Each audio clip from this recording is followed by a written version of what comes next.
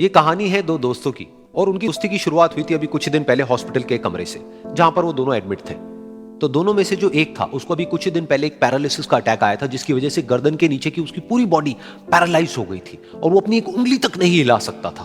और पूरे दिन जो भी नर्स उसके पास में आती वो उसको एक ही बात कहता कि मुझे कोई ऐसा इंजेक्शन दे दो जिससे कि मैं मर जाऊं, अब मैं और जीना नहीं चाहता, ऐसी जिंदगी का मैं क्या करूं। तो उसका जो दोस्त था उस कमरे में, क्योंकि वो चल फिर सकता था, तो रोज सुबह और रोज शाम को उस कमरे में खिड़की थी, उसके पास में जाकर के खड़ा हो जाता और अपने दोस्त को बताता कि उस खिड़की के बाहर क्या चल रहा है। बिल्कुल नीला आसमान है, सफेद बादल है, हल्की हल्की हवा चल रही है और कुछ पंछी उड़ रहे हैं। एक बहुत ही सुंदर बीच है जहां पर कुछ बच्चे मिट्टी के घरौंदे बना रहे हैं। कुछ लोग हैं जो वहां पर बैठे हुए बस समुद्र की लहरों को देख रहे हैं। कुछ लोग जॉगिंग कर रहे हैं, कोई एक्सरसाइज कर रहा है, कोई पतंग उड़ा रहा है। वहां पर एक आइसक्रीम की स्टॉल है जहां पर कुछ लोग आकर के आइसक्रीम खा रहे हैं। और सनसेट के टाइम पे जो पानी है वो पूरा गोल्डन हो जाता है और चमकने लगता है।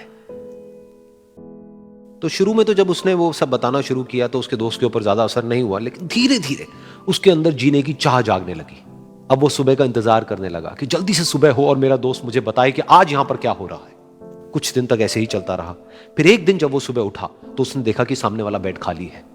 फिर उसने नर्स को बुलाया और उससे पूछा कि क्या वो डिस्चार्ज हो गया है। तो नर्स ने कहा कि आपको तो उन्होंने बताया होगा, उनके पास कुछ ही दिन बाकी थे और कल रात को ही उनकी डेथ हो गई है।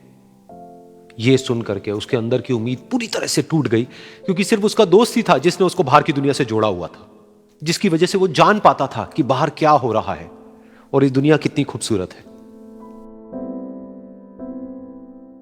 तो कुछ दिन तक तो वो रोता रहा और उसने जीने की चाह छोड़ दी। लेकिन दूसरी ही तरफ से उसके अंदर कहीं ना कहीं एक नई चाह पैदा हुई कि काश मरने से पहले एक बार मैं खुद अपनी आंखों से देखूं इस खिड़की के बाहर कि दुनिया कैसी है। जैसे जैसे उसकी ये चाह बढ़ने लगी, उसको अपने अंदर एक अजीब सी एनर्जी महसूस होने लगी। और फिर एक दिन उसने अपनी पूरी ताकत लगा दी और किसी तरीके से वो बेड से नीचे गिरा और पकड़ पकड़ करके किसी तरह से उस खिड़की तक पहुंचा। फिर उस खिड़की को पकड़ करके वो खड़ा हुआ और खिड़की के बाहर देख लिया। लेकिन खिड़की के बाहर देखते ही वो गुस्से से भर गया। उसने जोर से नर्स को आवाज लगाई और जैसे ही नर्स आई उसने नर्स से पूछा, ये तुमने क्या किया, ये खिड़की के बाहर काली दीवार क्यों खड़ी कर दी। तो नर्स को समझ नहीं आया वो क्या बोल रहा है और वो बोली कि मुझे 5 साल हो गए हैं यहां पर, जब से मैं आई हूं तब से तो ये काली दीवार यहां पर है। तब जाकर के उसको समझ आया कि उसका वो दोस्त उससे झूठ बोल रहा था। और उसने नर्स से पूछा, अगर ये काली दीवार पिछले 5 साल से यहां पर है तो मेरे दोस्त ने मुझसे झूठ क्यों कहा। तो नर्स थोड़ा सा मुस्कुराई और बोली कि मैं ये तो नहीं जानती कि उन्होंने आपसे झूठ क्यों कहा, लेकिन मैं इतना जरूर जानती हूं कि जो भी कुछ उन्होंने आपसे कहा उसी वजह से आप अभी अपने पैरों पर खड़े हैं। तो इस कहानी से हमको यह सीखने को मिलता है कि जो हमारे शब्द हैं, जो हमारे वर्ड्स हैं, जो हम अपने मुंह से बाहर निकालते हैं, उसमें इतनी पावर है जिसकी कोई हद नहीं है। वो किसी आदमी को गिरा भी सकते हैं और उसको उठा भी सकते हैं। तो अब आपके ऊपर है कि आप अपनी इस पावर को यूज करते हो या मिस यूज करते हो।